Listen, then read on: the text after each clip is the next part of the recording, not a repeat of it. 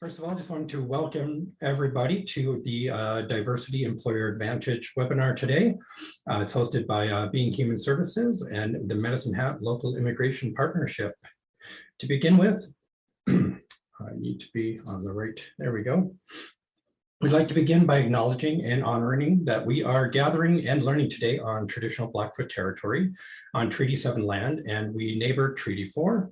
We'd like to thank the First Nations people, past, present, and future for welcoming us here. We also acknowledge and thank the Métis Nation of Alberta, Region 3, for welcoming us. So today's agenda, we have it broken up into basically 4 parts. Part 1 is DEI, so diversity, equity, and inclusion, and what does it look like and what can we do? Part 2 is a sense of belonging, and we're going to be looking at, belonging as a retention strategy, as well as some practical tools to increase belonging in your organization.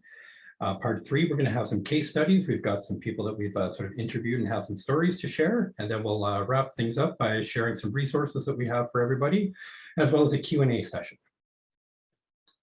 So to get things started, what we want to do is in the chat window, we're curious, where are you joining us from today?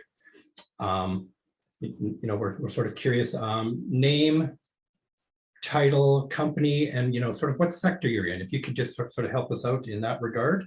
And then while you guys are doing that, Jennifer and I will be introducing ourselves. So my name is Kevin Paul. I'm a program manager here at Being Human Services, and I'm located in Medicine Hat. And just a quick little about Being Human Services is we like to facilitate welcoming, inclusive, and productive workplaces.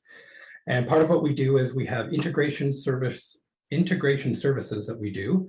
And what that is we connect newcomers with employers in the area, and we try to match the needs of the employer with those of the wants of the newcomers to create win-win solutions. And in short, it sort of revolves around our tagline, which is to be better, you can do better. And now Jennifer. Yeah, so I'm Jennifer, and I'm from the Medicine Hat Local Immigration Partnership. And like most other local immigration partnerships across Canada, we are really focused on trying to create welcoming and inclusive communities. Perfect. Thank you, Jennifer. We've got a couple people in the chat. We've got some education and some specialists in skills development. So we're all in good hands here. So part 1, diversity, equity, and inclusion. We're going to look at, sort of what it is and what we can do about it. So throughout our presentation today, we have this Venn diagram that we found that really speaks to how Jennifer and I's presentations are going to mesh together. And I'm going to be doing the 3 circles, diversity, equity, and inclusion. And once we bring those 3 things together, we're going to get the inner piece, which is belonging, which is what Jennifer is going to be looking at for us. So as we go through the presentation, this diagram will be filled in more and more. So if you don't get a chance to see something as I'm going through, don't worry, I'll have it for you at the very end, and you'll be able to see everything all at once. So diversity, equity, and inclusion, what does it look like? As you can see here, we've got 3 little infographics. And diversity there, we've got a bunch of little dots that represent people, and it's basically the various identities and differences of individuals in a group. So we've got those sort of lined up there. And then as you move into equity, you can see that we've moved the group so that they're all on an equal playing field. They're all in line. So equity is that, we focus on fair treatment, equal opportunity, and equal access of resources.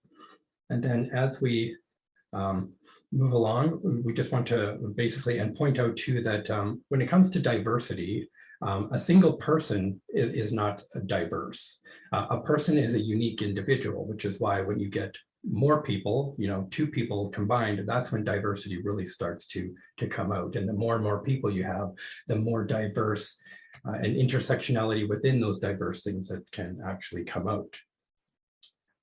Because we don't all start in the same place. Equity, it really works to level the playing field, which is what we've sort of got outlined here in the infographic. So then as we move into inclusion, you'll see that everybody's now around in a circle, sort of similar to a roundtable discussion, and it's the active engagement and contributing factors of all participants and people in that. So what it requires is and sort of an intentional focus on, creating that environment where every individual in that group is feeling welcomed and able to fully contribute to whatever's being going on at that time. So some of you might be familiar. I really like this sort of infographic, and we'll sort of walk through it now. Is to, it's the classic sort of, there's three people here, and they've all come to watch a baseball game over the fence. And as you can see, that we've got, we're providing equality to all of them in that we've given them each a box that they can stand on to watch the game. But in the classic form, diversity is so much more than, just giving everyone equal opportunity, because we all have our differences. And in this case, the example is height differences. And as we move through it, providing equity to the same three individuals. Obviously, we give two boxes to the shorter person, one to the person in the middle, and it really creates that equality now through equity, in that they're all at the same level and they can all enjoy the game together.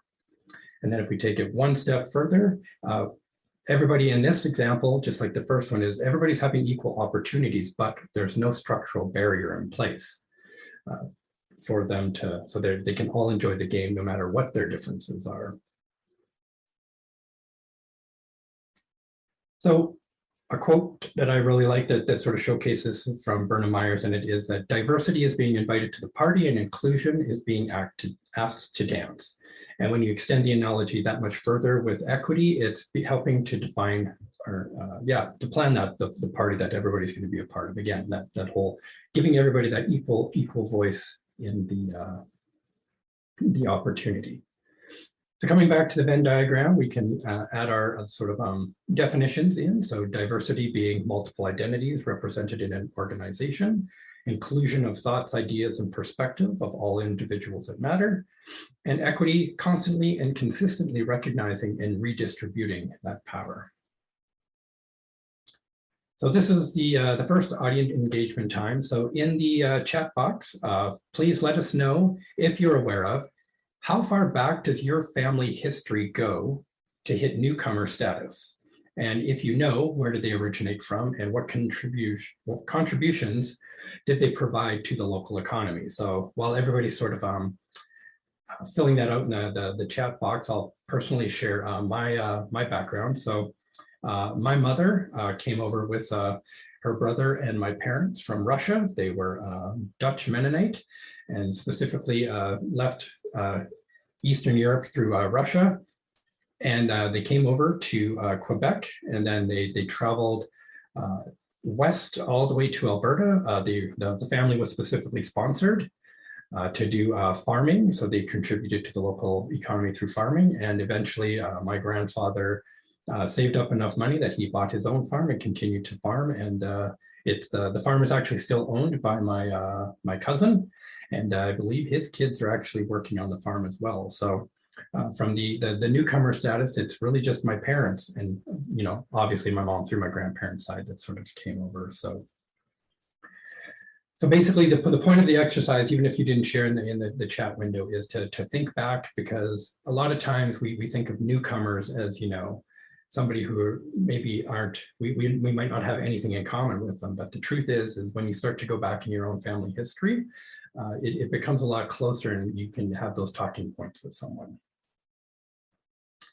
So then what can we do now that we're sort of aware and we're bringing ourselves closer together with this sort of the newcomers is, and what I want to point out here specifically is that newcomers, in my mind, has sort of two sides to it. We've definitely got the newcomers who are new to any country, which can be, temporary foreign workers, refugees. There's a couple of different classifications there. So we've got newcomers from that perspective, but we also have, in our case, with employers, it could be somebody that's just new to the office. So you could be a new employee, but you're local here. And what we want to do is consider both sides of those, but specifically a little bit more focus on the newcomers to the country. But again, we've got this sort of equation with the Venn diagram is when you split it out. So diversity per people and perspectives, and when you pair that with equity in your policies, practices, and the positions in the company, along with inclusion, be it power, voice, and having company culture that's welcoming, you're going to end up hopefully with engaged and high performing teams. So then the question you can sort of ask yourself is, so as a past employee or myself as a current employee, or maybe you're an employer, which of these have had the most profound effect on you as an individual? I know for myself, it's definitely the equity and inclusion, knowing that you're being heard and you have a voice, and when you bring opinions to the table, that they matter and you're being heard. On the flip side of that too, if you're specifically part of a leadership team, something you can ask yourself is, which one of these need more work than others? And you might have to, have those conversations with your employees and your leadership team, depending on how big the company is, to sort of find out where the work is needed in your company. So when we look at, again, this is sort of from the newcomer perspective, that the hiring and workplace integration can seem disjointed. So in the little diagram here, we've got there's a selection of newcomers from various industries. And on average, new hires that last one year or more are really quite rare. There's a lot of turnover in a lot of companies, and based on statistics, it's anywhere from 17 to 33% of new hires will actually be leaving in the first year. So there's that type of thing to really consider when you're considering this as part of your process in your company. You can also see there are some costs that are associated with this. So it's estimated on the low end that a company will spend anywhere from $3,500 to upwards of 1.5 times an employee's salary, depending on the position, in actual costs to have them replaced. And when you really think about it, no one probably actually takes the time to track those type of things, but there's a lot of time spent on, employees. Depending, if you're a small company, it might be just individuals who have to take it on, like a manager. And it's estimated that 14% of a manager's time is actually spent on hiring activities. So when you factor in how many people and all the time, that's where those type of figures for the 3,500 and upwards come in, depending on how much time is spent on those processes. So as part of that, we want to, things for you to consider moving forward is that immigration itself accounts for 71% of Canada's population growth and 90% labor force growth. And it's estimated that by 2034, the number of deaths in Canada is expected to be exceeding the birth, coupled with by 2040, 26.9, so almost just over 25% of Canada's population will be over the age of 65. So the workforce is going to slowly be phasing out from the perspective of those who are retiring. And it all plays into that sort of, how can you best spend your time and resources, making sure that, you're keeping talent in your company. One of the things we want to do is, give you some ideas is how you can build a business case for diversity. So one of the things to consider, with that is that it really depends on the size and scope of your company. There's a lot of statistics that you may read out there that saying, if you invest in and have a diverse company, you're going to hit these type of targets. But that's just, I don't really take it with a grain of salt, so to speak, because every company is different. So we might have people on here who, you might be the business owner and you only have 2 or 3 employees. So, diversity, may not be an easy thing for you to pull off with that many employees versus a big company, obviously with its own HR department is going to have much, can actually attest to some of those, numbers that they'll pull out. But in a nutshell, things that stand out is obviously with a diverse set of employees, you're going to have some new perspectives. They can bring innovation. One thing is specifically to point out is the bottom one, the expanded client network. One of the things that people don't really realize is when you have engaged employees and they really enjoy working for you as a company, they're going to be talking about the company and sharing their experiences with all of their networks. So depending on if they're from a specific culture, place, or age bracket, they're talking up your company to their demographic. So it's definitely something to consider. From the challenges, the challenges aren't quite as predominant depending on the size of the company as benefits per se, but still the same that we want people to be educated and open-minded as to the possibilities, as well as that there are challenges to having a diverse workforce, and that the leadership involvement is always key, because it's easier to build into your company corporate culture when you've got that sort of top-down mentality. When leadership is really engaged in making sure that there's diversity, communication, and making sure that everybody feels welcome, it's easier to take on from the management perspective, and cascades down.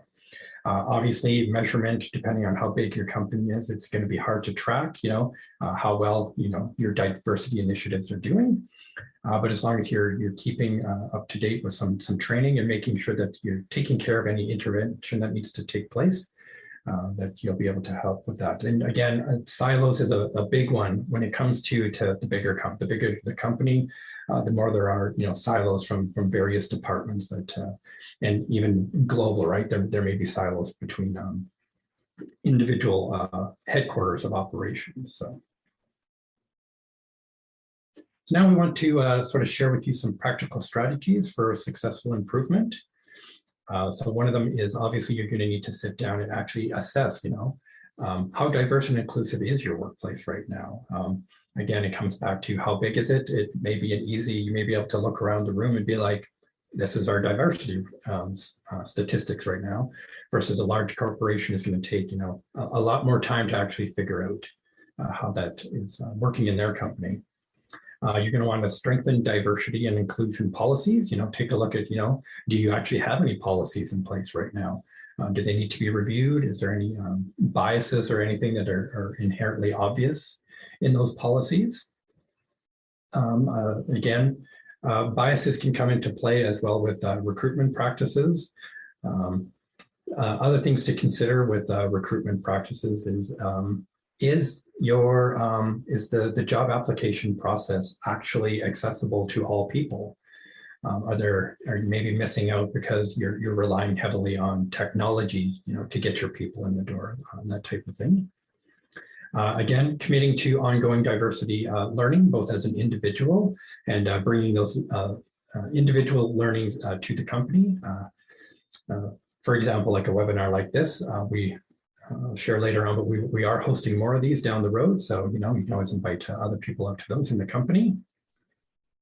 And just improving communication and making gatherings really inclusive for everybody who's there. So everybody knows what's going on and that everybody feels welcome. So as we go back to the Venn diagram here, I want to sort of build it out now and show that as we work our way towards the middle, you'll sort of see that if you're only focusing on two, which isn't the end of the world, but it's a good place to start, you'll sort of see that there are things that will come into play that don't bring that complete sense of belonging that we're looking to achieve if you're only hitting two of the three areas there. So, and ultimately, that's what we're after with this, is to really build that sense of belonging that comes with having all of the circles in alignment. So I'm going to pass the microphone off to Jennifer now, and she's going to walk us through the sense of belonging and what she has for you there.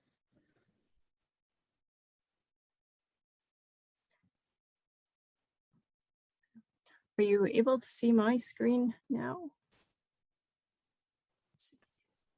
Yeah, I can see it. Are you able to see the whole screen? Okay, perfect. Okay, so as Kevin said in his Venn diagram, an employee's sense of belonging is central to any diversity, inclusion, equity strategy. And the employees feeling like they belong in the group, they belong to the company, that they're unique, and that they are valued and appreciated. That's also really the heart of any retention strategy. So just to begin, social belonging is actually hardwired into our brains. There was a study completed in Harvard that shows that we crave interaction in the same part of the brain that we crave food. Other research has also showed that social exclusion is actually in the same part of the brain where we experience physical pain. So employees having a sense of belonging also has a really high return on investment. For instance, employees have been shown, so there was a study done with several thousand people, and employees that felt like they belonged, they had a 56% increase in job performance, and they showed some dollar values to that as well. On the flip side, employees that felt excluded actually took a lot more sick days, and there was a lot higher turnover rate as well. And so those are all costs. So then what factors affect a newcomer's sense of belonging? So one of them, I'll start at the bottom right, is competencies. By competencies, I mean that the newcomer and the host are both learning about each other, learning to work with each other. It's not just the newcomer that needs training. It's also the host that needs to learn a little bit about the newcomer and where they came from, because that'll have a better understanding of how someone functions. Like, do they come from a culture that's more hierarchical? Do they come from a culture that where you don't make as much eye contact? Understanding how employees are used to functioning is going to help you both in bringing out that full capacity of the individual. Another factor is motivation. A person really wants to have that sense of belonging, and newcomers tend to try and really connect the most when they first arrive. But I really wanted to point out that it's been shown that repeated rejection reduces motivation, that motivation to connect and belong. So as employers, we really need to take that opportunity at that arrival moment. A third key factor is providing opportunities to create a sense of community and belonging. And I'm going to be talking about that one a little bit more. So when I agreed to do this presentation, Megan Reed from the Bow Valley Local Immigration Partnership asked if I could present you with some practical tools instead of just theory. So the next slides describes a small toolbox that I put together for you all. So my first tool is first ensuring that every single person has a buddy or ally. I call them buddies or allies. I have colleagues that really like calling them doorkeepers. I have another colleague who would argue that these people are called door openers. Anyways, regardless of what we call this, we need to make sure that every single person has at least one person, at least one, that will acknowledge and listen and include them. It's going to be even better if this person or multiple people can be a mentor, can actually help in figuring out, in navigating some of the differences, in figuring out how they can adapt or what they might be able to do to help each other out. And it would be even better if these individuals could also help the person to establish some professional networks. So it's important as an employer to encourage some of these different challenges, encourage some of these champions in being these buddies or allies. The second tool is to work towards positive interactions. And so I've sort of created a continuum in this slide and in the next slide. And the goal is to not instantaneously get to Mr. Green Happy Face. The first step that I'd like you all to think about is to just really be honest with yourselves about where you are in the continuum. And you might be on different parts of the continuum with different people, by the way. I know that I am anyways. And the goal here is to zero in on where you are and then to make incremental steps to the right. It's not an instantaneous thing. So for example, if you're not even interacting with somebody, I really believe that it's extremely important to have at least any interaction, because I find that a lot of immigrants don't have that interaction and end up living these parallel lives in different communities.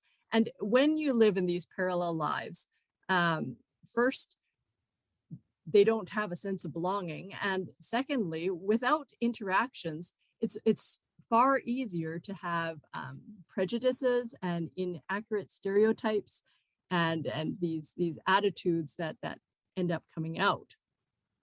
So trying to create an interaction first at all is really important. And it doesn't have to be long, and it doesn't have to be many interactions. They just have to be positive ones. So moving from no interaction is just these basic first interactions, and then you can move into more meaningful relationships and actually that deeper true connections.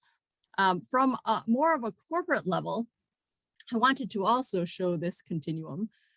So say, for example, your company might have these some sort of open door policy or different diversity and inclusion policies, but I want to know, do you then actually act upon that? So creating that policy is a great first step. Then next would be, for instance, providing these opportunities to express opinions freely. And then creating in just 1 minute here. Whoops. Okay. So then providing these opportunities to express opinions freely. And then the next step forward would be to incorporate employee ideas and input, and also, recognizing and valuing and appreciating different employees. And I wanted to provide some examples here, because for me, things like recognizing and valuing and appreciating employees is not creating a bunch of awards, for instance. That's sort of, it's just making these small, just noticing and making maybe some small comments. It's creating intentional and meaningful connections is not about just trying to have this barbecue where everyone gets a burger and leaves. This is where the work is not in the barbecue. The work is in trying to encourage people who don't usually interact with each other to interact. So when I create this continuum, it's not a bunch of boxes to tick to be able to say, yes, we're being inclusive. We've got these things. It's about, constantly looking and seeing where you're at, and constantly trying to make these intentional, meaningful gestures. So the next tool is actually trying to create the environment for these positive interactions. So how do you create these spaces where people can interact? How do you create shared safe spaces? How do you try and make an environment where people learn about each other's interests, shared interests, or common goals in the workplace? How can you carefully design opportunities so that you can bust different myths about other groups? And trying to encourage empathy and creating those policies to support all of these things. And then inevitably, exclusion does happen. Sometimes it's intentional, sometimes it's not, and both can be really painful. So when it does happen, the really important thing is to address it, to verbalize this. Some suggestions that this was actually a research study as well, and some where excluded team members, when they were asked about what they would say to support someone, that actually helped them quite a lot. And asking excluded team members what they would do to change the situation also, but then to act upon these things. So another tool is reframing work identity collectively. So for this one, our work identity is really molded by our different experiences and culture. But there's so much in the cultural context. And I'm just going to show you a bit of an example with someone in healthcare. You know, there's all of these components that sort of mold this perception. It's this perception when you compare yourself around you and who you're supposed to be in your profession. And the community can affect this, the government, the different professional expectations, your clients. And for me, it's really interesting because often when you move into a new job, it's the employer that attempts to frame the job. And what I'm proposing in this slide is that you work together with the newcomers, you work together with all the new employees, with all employees, to be able to reframe what the work identity is of that profession or of your employees. So finally, you know, all of my other slides were about how to create a sense of belonging when your employee is already there. But it actually starts before your employees are even there. It starts before that when you are hiring. So I would also like to really encourage that you try and have inclusive hiring practices. Be open-minded. And consider, will a person's differences become an opportunity for our company? Lastly, I just want to end by having you reflect a little bit on your work environment and the workspaces that you have. So, for instance, what places and spaces in your work environment are newcomers and others both physically present? And do they interact with each other? And I wonder, could redesigning those spaces increase interactions? And what are the positive interactions that already currently exist? You know, can you build upon that? Also, how can you support your workers in engaging in dialogue with each other and in recognizing common objectives? I'm wondering, do you have employees that can be strong buddies or allies? Or do you have employees that need an ally? I want you to think about what factors do you need to consider when you're framing and reframing employee work identity? And you know, what opportunities are available for all of your employees to learn skills that might help them to relate from different backgrounds and cultures? And how can your company policies foster all of these things?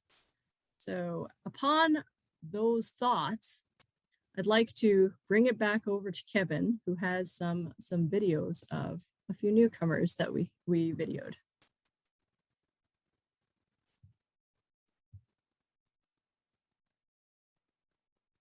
Perfect. Thank you, Jennifer. I'm just going to quickly.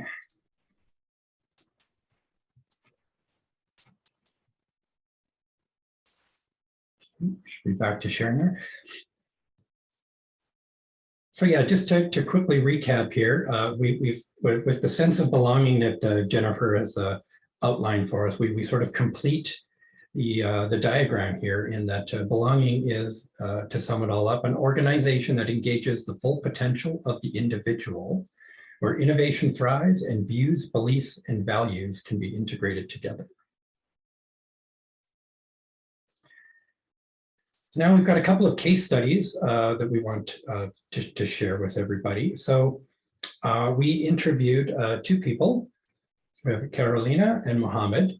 And what we did is we asked them to share an example of how inclusion or exclusion in the workplace or a situation that they were familiar with, how it affected them and their time there. And so we'll start with Carolina.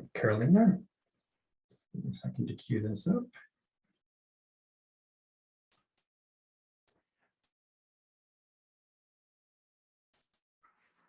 Hello, everyone. My name is Carolina Huerta Romano, and I'm from Mexico. I had a very good story to tell you. When I came to Canada, well, when everybody came to Canada, everybody looking for a job, right? And sometimes you don't know what to do, right? But somebody told me that, hey, Caroline, you can go to Be Humans, and in there, they can help you to find a job. So I came to Be Humans, and here I find a very nice people, and they help me for find a job. Leisure Way.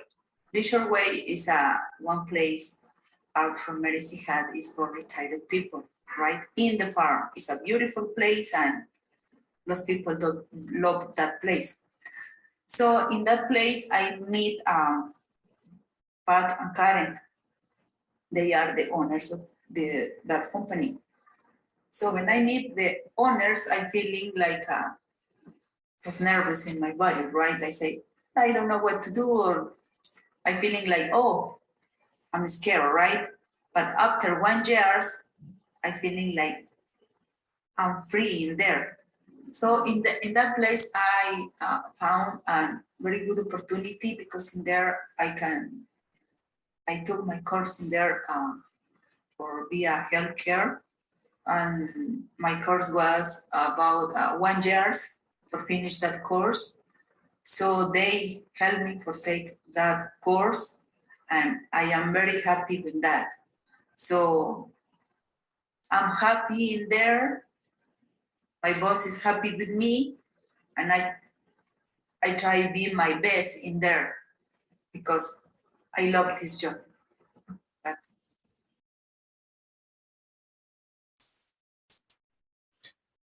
so Carolina came to us, and she was actually at Being Human Services. We have what's called the WIN program, which is Workplace Integration for Newcomers. And we basically got her set up, or not we as in the team. I had nothing to do with that, but got her ready for a job. And after a year of working in the job, she had a good relationship with her boss, and her boss was basically like, you're a hard worker. What can we do to help you? And you know, it said we like your work, and if you take this course, you can move up in the company. And so, like she had said, now she's a healthcare aide for a retirement home, and it's actually a very in high demand job in Medicine Hat. There's actually not a lot of people. Basically, I've talked to a couple of employers in the field, and they're really looking for people in this type of position. So the opportunities are there, and there are people willing. We just need to find them. So next, we're going to have Mohammed share his story. So I remember when I was in university, and I was part of a group of friends. We were all good, smart, young people who were doing good work in university. And we had a very heavy workload at the university at the time. So our week would be very busy, very involved in the work. And then the weekends comes, and it's time for people to take a break and relax. My friends used to use that time to go out and party and have fun and enjoy themselves. I prefer to actually stay in my dorm room, read a book, relax, because that is how I relax. I have never been one that go out and party and drink and think that young people do. But my friends wanted to include me in their group, and I also wanted to be part of the group because it's the nature of us that we want to be part of a group and that. So there was good intention on both sides. They wanted to include me, and I wanted to be part of it. But for some reason it didn't work. We both felt awkwardness around this whole scene, clubbing and partying, and it didn't work. Although there was the intention, although both of us wanted to do it, there was a set of values and a set of circumstances and backgrounds that didn't make it work. And I think when you grow up, you are programmed with set of values and a set of beliefs and a set of acceptable and unacceptable behaviors. And it's not a judgment call, but it is who you are, but how you brought up, and I think it's different from one person from another.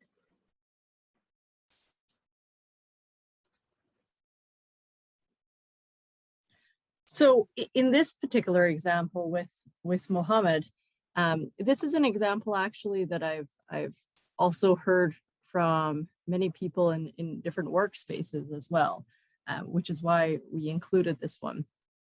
And I wanted to ask you all, or to have you think about, you know, Mohammed alluded to how all of these people really wanted to include him and how he wanted to be included. And they, in fact, invited him to these bars to be part of this scene, as he put it. But my question is, were they really being inclusive? And what I want to ask you, maybe in the chat or even just to turn on your speaker or to turn on your microphone if you want. But I want to ask you, of all of the tools that I mentioned previously, what could make it more inclusive? What could be changed? What could be done to actually increase the inclusion and sense of belonging? Because I'm going to give everybody just half a minute here to think or write or to say something before I talk again.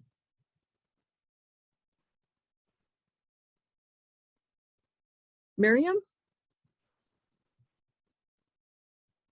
Hi. Hi.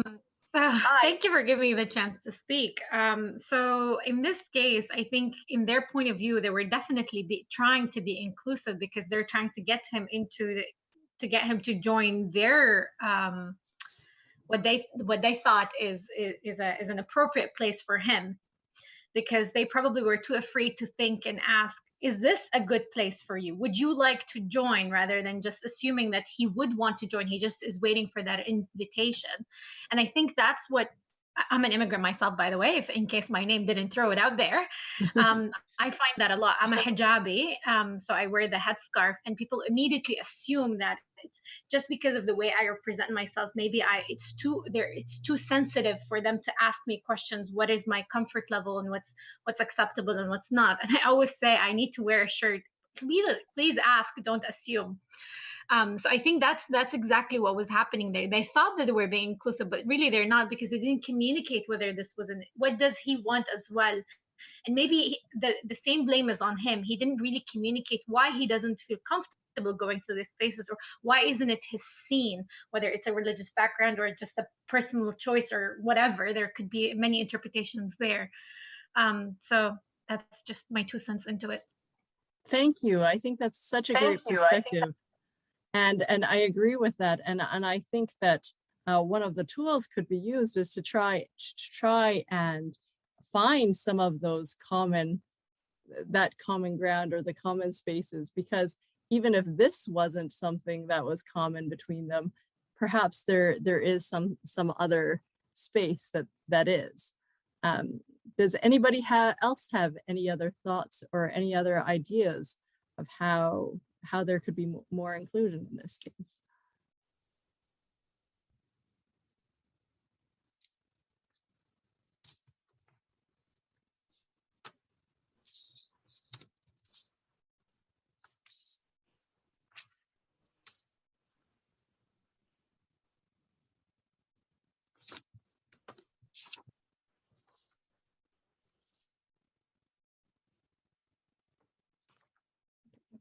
Oh, well, I'll say something else. I think that also, ensuring that this one person has this buddy or ally, this person who, if he's not able to communicate, to be able to, have those different perspectives or work through one-on-one together and try and figure it out and navigate it together.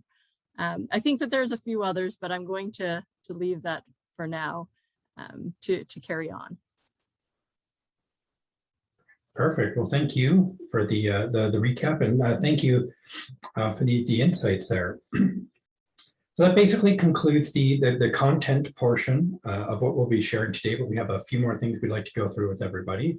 So as far as resources go, we're not sure entirely how you found our webinar today, but there's a good chance it was through the inclusioncharter.ca. And if you haven't actually heard of that, we definitely invite you to go check them out. Specifically, if you're looking to take that sort of next leap with your company, they do have the charter that you can fill out and be a part of and join up, and they've got some resources on there that can definitely help you with that. We also, from the Being Human Services side of things, you can visit our website. We've been specifically building out a diversity page, and on there we've got links to the other webinars that we're going to be doing, as well as we have a bunch of web links that we've got sort of divided up into various topical points. So there's some things that are specifically around newcomers. We've got some resources that we found online that might help you if you're in an HR department and you're looking for just some documentation or some additional tools that you could use. Well, we've got some of those things that we're building out. As well, we've also offer one-on-one free consultation in regards to if you want to or have more questions about diversity and what you can do to sort of help enter into those next steps and what those might look like. You can also reach out to us as well from that regard. So now we're going to move into our Q&A section. So Jennifer is going to pull up, we've got 4 quick poll questions that we have for everybody.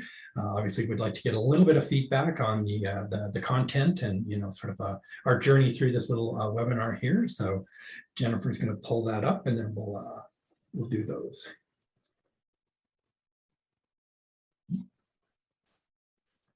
Actually, I guess if I share this, then everybody can see the results live.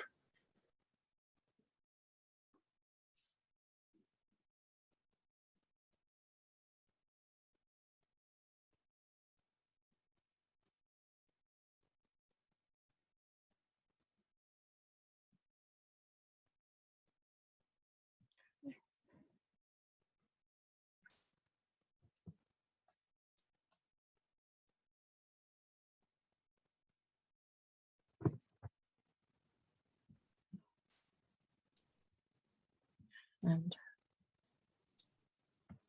here's our second question.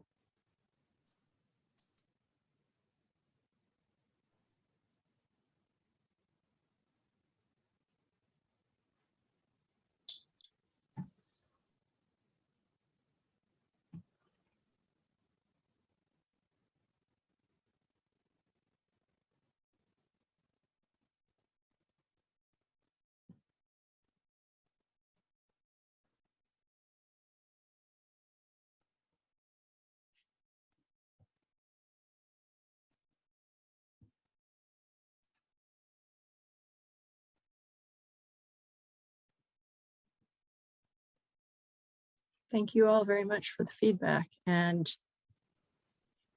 finally,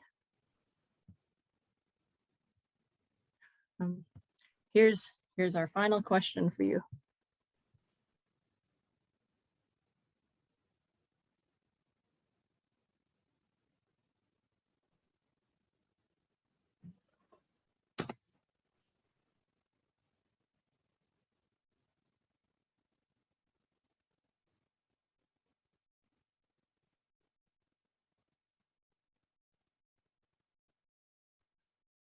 It's fantastic. Perfect. Thank you, everybody, for your insights and feedback. Appreciated.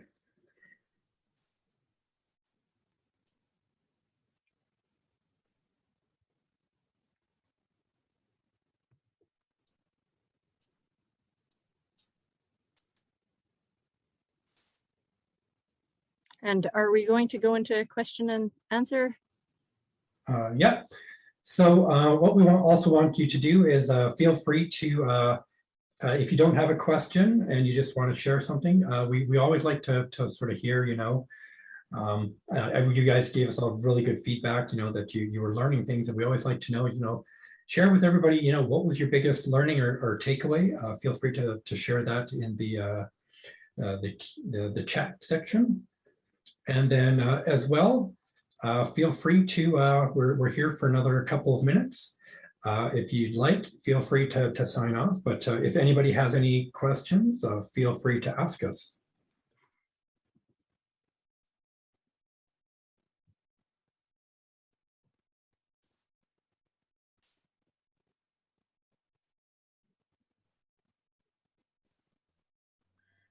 Hi, it's Laura Lee here.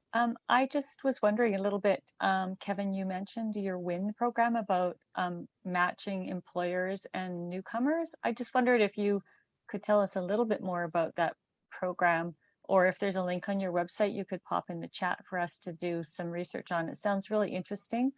And we work on trying to match with a mentorship program as well in Vernon with our local immigration partnership and through the RNIT program. So we're interested in, mentoring and matching our newcomers with other people in the community. Thank you. For sure. I don't want to necessarily call out my coworker, but Marcy, are you still on? Would you be willing to field that question for me, since you're, I'm the diversity program manager, and see if Marcy is willing to. Sorry, I was just unmuting myself. I was just going to type in the website link in the chat. So I'm sorry, I started your question and was getting the link. So what was the question again? It was just to tell me a little bit more about the program, but the link is fine. I don't want to take up, everyone's time, but it just sounded really interesting. I was interested in the components of the matching that you do. No problem. Yeah, we do a 12-week program. So that includes work experience and volunteer work as well. And essentially, once we find out the interests and the skills that the clients have, the newcomers, we try and make a match with employers. So yeah. It involves quite a bit of research as to their personal traits, what the company's looking for, and we provide a lot of support after the fact to try and navigate some of those issues that come up with anyone with new jobs, but in particular with newcomers. Thank you very much. It's great. Yeah, you're welcome. If anybody else has any other questions, feel free to ask, but I just wanted to quickly thank you all for your time. On behalf of Being Human Services and the Medicine Hat Local Immigration Partnership, we just wanted to let you know that this workshop was made possible through funding. So Being Human Services, we have a diversity program that's funded through the Alberta government, and the Medicine Hat Local Immigration Partnership is funded through the Immigration, Refugees and Citizenship of Canada. So we've still got 5 more minutes, so if anybody has questions or wants to stick around, feel free. Otherwise, you're free to go. And again, yeah, we just really wanted to thank you for participating and sharing your afternoon with us. Oh, Maria. yes. Oh, sorry, I had just seen in the comments there. Yes, I'm going to share with all of the participants either via email or a download link. I will definitely share the presentation. I'll also be getting Jennifer's presentation from her, and we'll combine them into one presentation so that you guys will have access to all of that information. Marie, I see your hand up. Would you like to ask a question? Yes, thank you, Jennifer. I'm wondering a little bit about time frame. This is all of this is fantastic, and I think can be duplicated, but I'm wondering how long basically it took you to put this this whole process in place. Well, I guess to start off from my perspective, with our program, the Diversity and Employer Advantage, I sort of started that project when I came on in June. So we've July, August, so about 4 months to sort of get our content. But I mean, a lot of the work I was doing was also marketing and promotion in the background. But if you're looking a little bit, maybe the answer you're looking for is, like once you were to start implementing some of this within your own office, I believe personally, and Jennifer, you can top up later, that it should be an sort of an ongoing thing. I mean, diversity, DEI, it's all, it's been around for a long time. And at the same time, it depends where you go. Certain companies have fully embraced it and have massive programs going and, ways to make people feel included. And other people, depending, might be a smaller company, they're just totally small and just getting into it. But there's always room for improvement. And one of the things in doing research and bringing this all together was specifically around, while diversity is a goal, it shouldn't be the end goal. Ultimately, it should be progress and continually, improving in these regards. I agree that there's this continual improvement, no matter where you are. And it's I guess the continuum that I created is kind of misleading because it looks like there's an end point, when in actuality, I think that human relationships are so complicated that there is this constant learning process, this constant process of figuring it out. And also, one of the pieces of sense of belonging that I didn't have in my diagram was perception. And the thing is, the community or the company can affect things like competencies, can affect motivation, can affect these opportunities, but it's harder to affect perception. So it is the individuals working on it, as well as the company, employees, community working on this as well. And so it's continually working together and continually being able to communicate where you're at, and to be able to make those improvements to increase that sense of belonging. Thank you. That's great. You're welcome. Any other questions?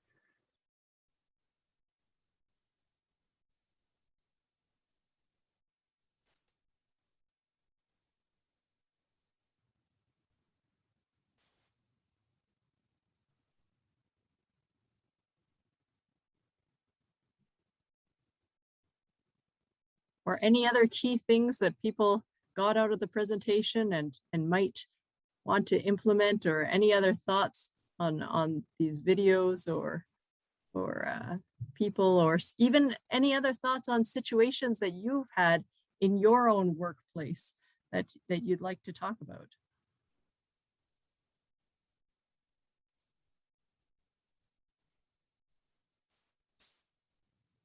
I'll just comment that I think for us, I think what we're seeing is a hook to get employers invested. That how to open that first door so they can start to feel that they are invested in these processes or creating these systems that are going to be impactful within the larger community. And I don't know if you have any thoughts on that, or what your starting points might be. Yeah, I wouldn't say we necessarily, I guess the starting point is, to sort of go back and, take stock of, where are you at as a company, or where is our company at, or, it's that sort of personal company journey in a way, like it said, some people will be fully aware of all these type of things, but they may not be instituting them. And it's sort of like getting that sort of, like I said, buy-in from your own local community within the company. Sometimes it's just one person, who's just like, this is something I'm interested in, and they do the research and bring it up to management, and that type of thing. And other times it's like somebody gives that type of information to a leader or somebody higher up, and they make that connection, and it's like, yeah, I see this working. The biggest thing I think that sort of helps is, and it's why we sort of gave the stories, is when you actually find those stories locally, even within your own company, of people who feel connected, it speaks volumes to the potential that it all has. So, okay, well, if nobody else has anything, we can let you get back to your day, and just wanted to one last time say thank you very much for joining us.